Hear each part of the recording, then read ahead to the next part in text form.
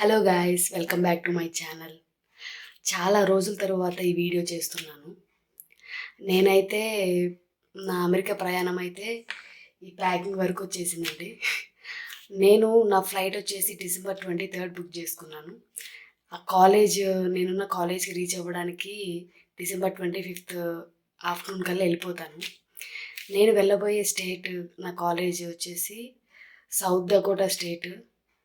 University name వచ్చేసి university of south Dakota. ఈ నా ప్యాకింగ్ అయితే ఇక్కడి వరకు వచ్చేసిందండి. పెద్ద దాంట్లో అయితే 23 కేజెస్, ఇది 23 కేజెస్, ఇది 4 కేజెస్ క్యాబిన్ బ్యాగ్. అది నా కాలేజ్ బ్యాగ్. కాలేజ్ బ్యాగ్లో అయితే నా ఫైల్స్ అనేది ఆల్రెడీ సర్దేసుకున్నాను. ఆ ఫైల్ అనేది పెట్టుకుంటాను. అండ్ 1 డే క్లోత్స్ అని, సోప్, ఒక పేస్ట్, ఒక బ్రష్, ఇలాంటి చిన్న చిన్న థింగ్స్ 1 డే కోసం, ఆ ట్రావెలింగ్ టైంలో కోసం కాలేజ్ బ్యాగ్లో అనేది పెట్టేసుకున్నాను. ఇది వచ్చేసి నెక్ పిల్లో అండి. అది ట్రావెలింగ్ కోసం కంపల్సరీగా యూజ్ అవుతుంది. ఫస్ట్ బ్యాగ్లో ఆ ట్రాలీలో వచ్చేసి నా clothes and sharp knife tools అనేవి బట్టల మధ్యలో పెట్టేశాను. అండ్ కొన్ని వంటకి సంబంధించిన సామాన్ తీసుకెళ్తాం కదా, ప్యాన్ లాంటివి, అంటే కొన్ని స్పూన్స్ అలాంటివి ఏవైతే అవసరమైతే అంతవరకు అవి కూడా కొన్ని అందులో పెట్టేసుకున్నాను. ఇందులో అయితే కంప్లీట్ ఫుడ్ ఐటమ్స్ అండ్ ఇంకొన్ని కిచెన్ ఐటమ్స్ కూడా ఇందులో పెట్టుకున్నాను కంప్లీట్గా.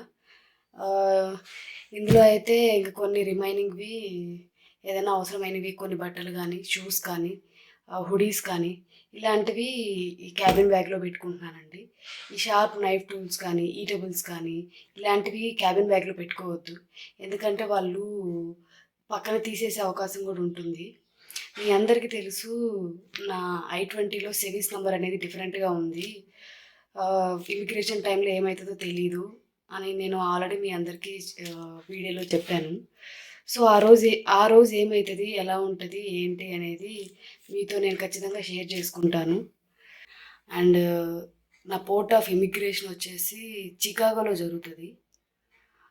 ఇంకొక విషయం ఏంటంటే, వీటిలో ఏమేమి క్యారీ చేయాలి, ఏమేమి క్యారీ చేయకూడదు, ఎన్ని పేర్స్ తీసుకెళ్ళాలి, అసలు ఏమేమి తీసుకెళ్ళాలి, ఫుడ్ ఐటమ్స్ కానీ, క్లాత్స్ కానీ, ఇలాంటివి నేను ఒక PDF అనేది డిస్క్రిప్షన్ లింక్లో అప్లోడ్ చేస్తాను.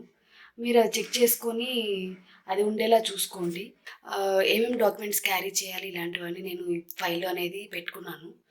ఎన్ని సెట్స్ ఆఫ్ జిరాక్స్ తీసుకెళ్ళాలి, ఇలాంటివన్నీ నేను ఆ PDF ఫైల్లోనే మీకు మెన్షన్ చేస్తాను. మీరు అది చెక్ చేసుకొని అన్నీ ఉండేలా చూసుకోండి. చాలా రోజుల తర్వాత వీడియో చేస్తున్నానండి.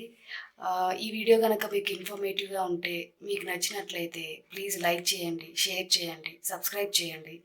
Priyanka's vlog diaries. Thank you so much.